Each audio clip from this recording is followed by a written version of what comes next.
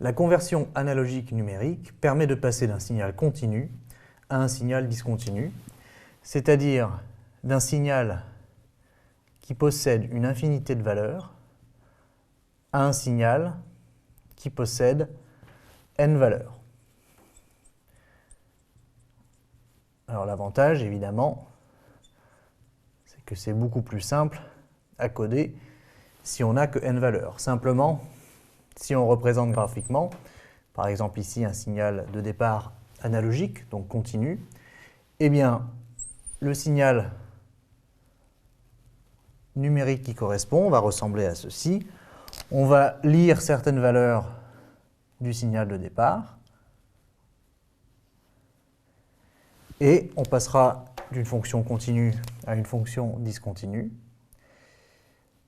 Maintenant, ce qui va nous intéresser, lorsque l'on passe de l'une à l'autre, eh bien, c'est de lire les valeurs de la fonction de départ à des intervalles de temps suffisamment rapprochés que la fonction numérisée ressemble quand même à la fonction de départ. Alors ça s'appelle l'échantillonnage, et il faut bien choisir la fréquence d'échantillonnage pour que ici, on puisse reconnaître, d'une certaine façon, la forme de départ. Parce qu'imaginons que l'on parte de la même forme, mais que cette fois-ci, on échantillonne avec une fréquence trop faible,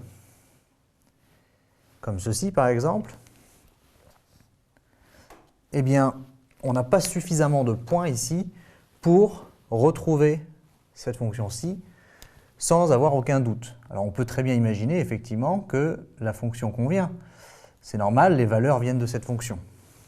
Simplement, on peut aussi imaginer qu'une autre fonction qui arrive ici et qui soit purement décroissante jusqu'ici, et ensuite soit croissante comme ceci, soit aussi une fonction possible, et la différence c'est que celle ici, en bleu, la première, eh bien, reste croissante après la valeur lue. Ici, elle est strictement décroissante, et donc ça n'est pas le même signal, et on ne retrouvera pas la même information qu'au départ.